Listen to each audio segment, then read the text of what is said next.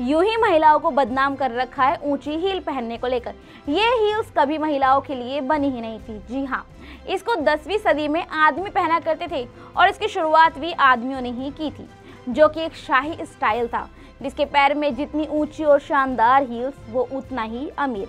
चलिए इस पूरी हाई हील्स की हिस्ट्री को समझते हैं। तो ये बात है 10वीं सदी की, जब पर्शियन सम्राट का दौर था। तो वो लोग घुड़सवारी के बहुत शौकीन थे। तो हुआ यूं कि घुड़सवारी पर बैलेंस बनाए रखने के लिए घुड़सवार योद्धा इन्हें पहना करते थे, ताकि घोड़े की सवारी करते वक्त स्ट्रिप्स में पैर टिके रहें। स्ट्रिप्स मतलब पैर रखने वाली जगह।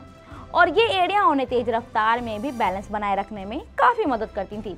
और धीरे धीरे ये जूते रुतबे और शान का प्रतीक बन गए। अब बात 15वीं और 16वीं सदी की। पर्शिया से हाई हील्स की ये स्टाइल यूरोप पहुंची।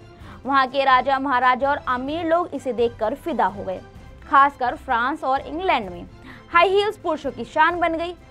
उस समय ऊंची एड़ी पहनने का मतलब था आप कोई बड़े रुतबे वाले इंसान हैं, जिसकी ऊंची एड़ी उसका उतना बड़ा रुतबा हुआ करता था। फिर आया 17वीं सदी का दौर। उस समय फ्रांस के मशहूर राजा थे लुई डिएडोन। वो तो हाई हील्स के इतने दीवाने थे कि जूते की एड़ियां लाल रंग की हुआ करती थी और वो इतनी महंगी थी कि सिर्फ अमीर लोग ही इन्हें अफोर्ड कर सकते थे। लुई सिर्फ 5 फुट 4 इंच के थे, लेकिन हाई हील्स की बदौलत वो लंबे दिखते थे। उनके दरबार में हर कोई उनकी नकल करने लगा। अब जरा सोचिए, उस जमाने में पुरुषों के जूतों में डायमंड, मोती और रेशमी कढ़ाई हुआ करती थी। फैशन का लेवल देखिए। हाई हील्स उनके लिए पावर, स्टेटस और मर्दानगी का प्रतीक बन गया। फिर आया 18वीं सदी का दौर। हाई हील्स का लुक पूरी तरीके से बदल चुका था। इस समय स्टिलेटो हील्स की शुरुआत हुई। इसका नाम एक पतली नुकीली छुरी से लिया गया था, क्योंकि इनकी एड़ी बहुत ही पतली और नुकीली हुआ करती थी, सिर्फ कुछ मिलीमीटर ही मोटी। स्टिलेटो हील्स महिलाओं की शक्ति और नारीत्व का प्रतीक बन गई। धीरे धीरे औरतों ने हाई हील्स को इतना स्टाइलिश बना दिया कि पुरुषों का दबदबा कम होने लगा।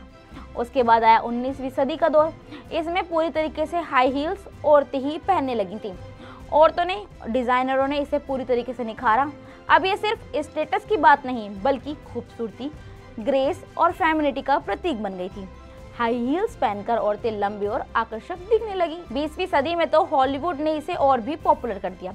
हॉलीवुड की मशहूर एक्ट्रेस जैसे कि मर्लिन मोनरो ने इसे रियल लाइफ में भी पहना और फिल्मों में भी पहना, जिसके बाद ये ग्लैमर और स्टाइल पूरी पहचान बन चुका था। लेकिन मजे की बात यह है कि पुरुषों ने इसे पूरी तरीके से हाई हील्स को अलविदा नहीं कहा। 1970 के दशक में जब डिस्को और ग्लैम रॉक का जमाना था, पुरुषों ने फिर से ऊंची एड़ी वाले बूट्स पहनने शुरू कर दिए। बैंड जैसे क्वीन और डेविड बॉवी जैसे सितारों ने इसे फिर से कूल बना दिया, लेकिन ये दौर ज्यादा लंबा नहीं चल पाया। लेकिन आज के समय में हाई हील्स को ज्यादातर औरतों का फैशन माना जाता है। लेकिन अब धीरे धीरे जेंडर लाइंस धुंधली होती जा रही है।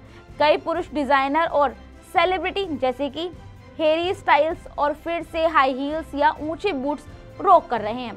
फैशन अब फ्रीडम की बात करता है, पहनो वही जो तुम्हें पसंद हो। तो दोस्तों, हाई हील्स का इतिहास हजारों साल पुराना है। प्राचीन मिस्र से लेकर के आज के रैमवॉक तक इसका सफर बहुत ही दिलचस्प रहा है।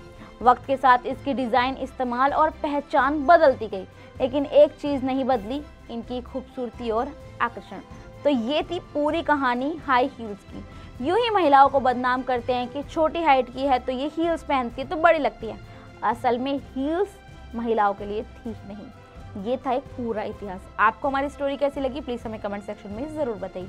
धन्यवाद।